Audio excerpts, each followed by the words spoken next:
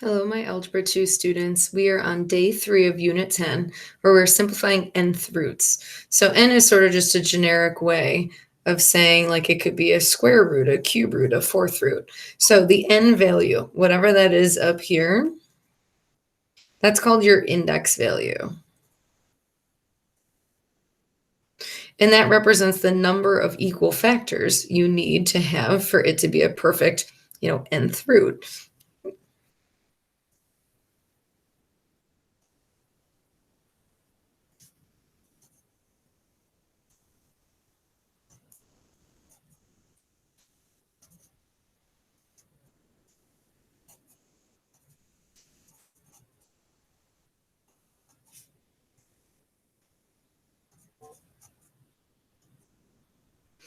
All right, so I'm going to write it like that. Now let me give you a specific and it'll make a little bit more sense. So if n equals 2, then we're talking about this, which is a square root.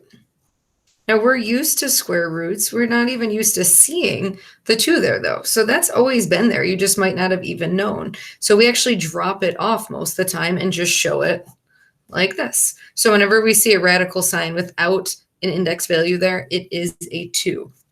So keep in mind, perfect squares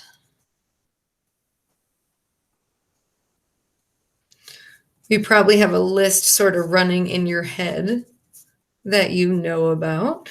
So we could keep on going like that. So if I asked you to evaluate, perfect squares, so like square root of 16, most of you can immediately tell me like, hey, that's just going to be plain old 4. All right. The reason for it is that we can break this into 2 little equal factors. So we know it's 4 times 4. And then when you take the square root, you just list out one of them.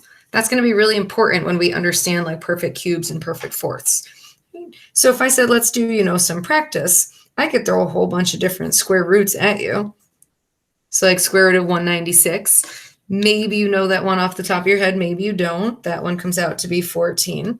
But what I really want to look at is what happens when we have variables underneath there. So if we have like x squared, we know the square root of x squared is x because we've done that a whole bunch. But what about if we have the square root of something like x to the 6th power? All right, in that case, sometimes we have to stop and think, what would be the 2 equal factors?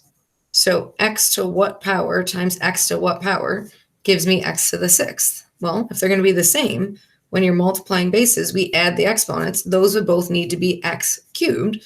And so then when we take the square root, we get just one of them. So this would come out to be x cubed here. So we can hopefully start to see a little bit of a rule that we can extend. This one went from 2 to 1. This went from 6 to 3. We're just taking that exponent and cutting in half. But if I think about the fact that there's really a 2 hanging out here, it makes it even easier to think about. So if I write this as the square root of x to the a power, then it's always going to be equivalent to whatever that exponent a is divided by 2. And so I can take that even a step further to say that when a is equal to an even number, then you know it's a perfect square.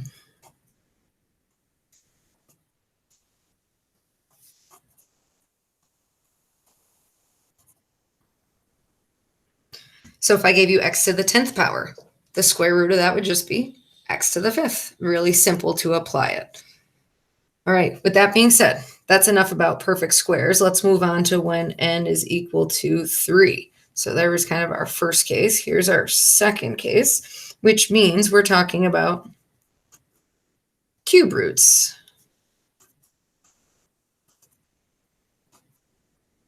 And so let's talk about perfect cubes.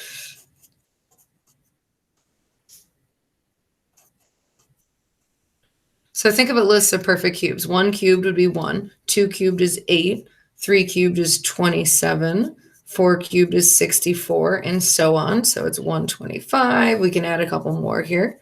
216, 343. You can easily come up with that list on your calculator. Just go into the y equals and type in x cubed, And then under the list, you'll have a whole list of perfect cubes to look at.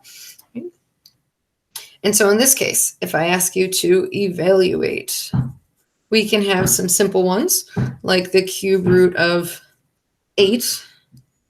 Well, if I'm doing it on the calculator, remind yourself under the math key, go down to the fourth one there, the cube root, and I can get 2 right there.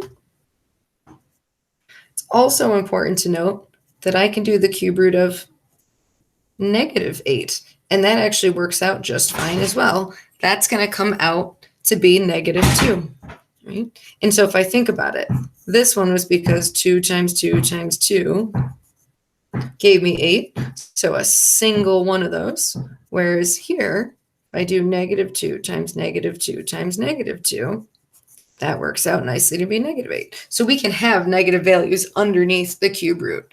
You might want to also write yourself that little reminder that under the math key, the fourth choice down is that cube root sign itself.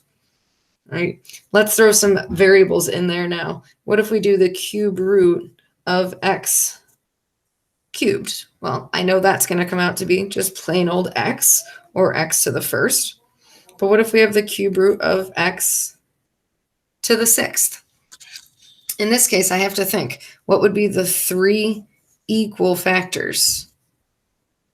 So for the powers to work, since I'm adding exponents, I would need 2, 2, and 2. And so the cube root of x to the 6th would come out x squared. So I can extend the rule from above for square roots to apply for cube roots. So if I'm taking the cube root of x to the a power, think about what happened here. 3 divided by 3 gave me 1. 6 divided by 3, there's going to be my 2.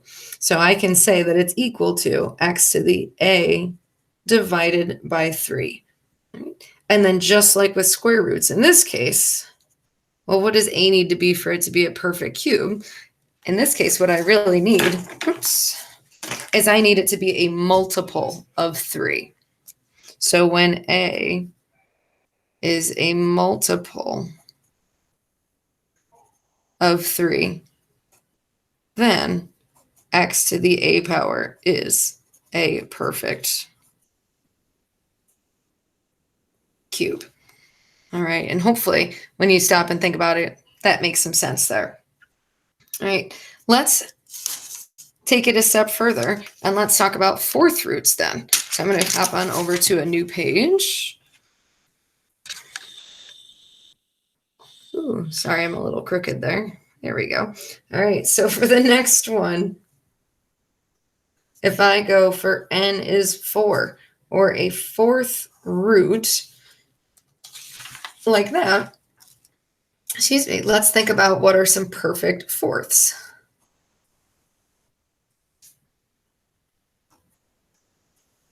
It starts to sound weird after a while, but not sure how else to say that. So 1 to the 4th power is 1. 2 to the 4th, 16. 3 to the 4th is 81. 4 to the 4th. And if you're thinking, where are these coming from? Grab a calculator. 4 raised to the 4th power right there, 256. So you don't need to memorize them. You can use your calculator, right? And so if we show that extension one more time, I can take the 4th root of something like 16 because it's literally 2 times 2 times 2 times 2. So the 4th root should be 2 itself. Can I have a negative underneath there? Well, no. All right. Sort of like with square roots, they end up imaginary. 4th roots, it doesn't quite work out here. So you cannot have negative values underneath a 4th root. All right. What about in terms of the variable? Well, 4th root of x to the 4th would be simply x. And then just like before, let's say if we pick something like x to the 20th this time. Well, think about what those equal factors need to be. I have to have 4 of them. And for the exponent to add up to 20, I need to have them all equal so that when we take the 4th root, ta-da, there we go. And so the rule in this case is we can say if we're going to take the 4th root of x to the a, then it's going to be equal to x to the a divided by 4. So no surprise there. So when a is a multiple of 4, then x to the a is a perfect fourth root. All right. Last part of today's notes is what happens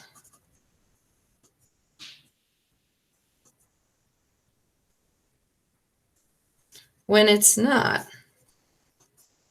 a perfect, let's kind of throw it all together, square, cube, fourth.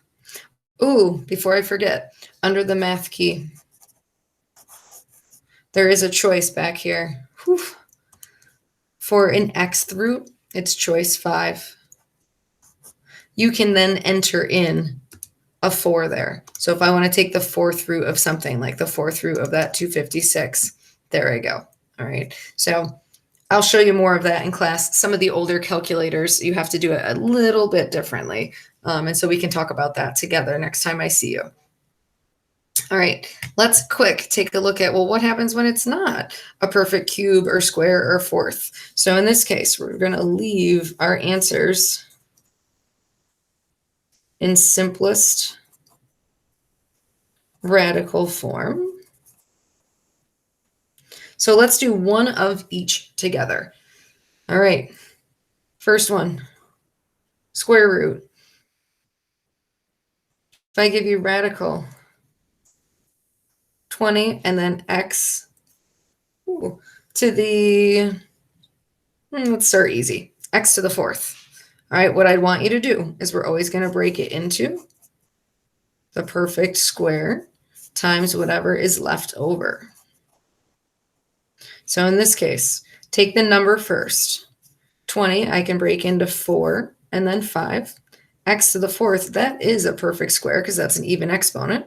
And so when I take the square root of this, I get 2x squared times radical 5. That would be it. That's all I have to do. Right? If I take it one tiny step further before we move off a perfect square, if I gave you something like the square root, of 32 and then x to the 9th power, and we take the square root of that. Again, perfect square, take the 32. So 16 goes in there. 2 would be my leftover. In terms of an exponent, all I need for it to be a perfect square, remember we said, is it just needs to be even. So the highest even number less than 9 would be 8. So x to the 8th, and then there'd be a single x left over. All right, let's take the square root of this. Square root of 16 is 4. The square root of x to the 8th, take 8 divided by 2, so that's x to the 4th. And then I'd be stuck with this radical 2x like that. All right, now that you've seen one that's a little funkier, let's move on to perfect cube. So if we have the cube root of 27, x to the 30th power. All right, let's see.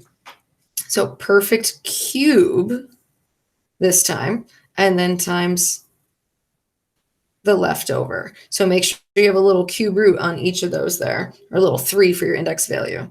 So think of your list of perfect cubes. Perfect cubes, 27 is a perfect cube. And then for the exponent here, it just needs to be a multiple of 3. 30 is.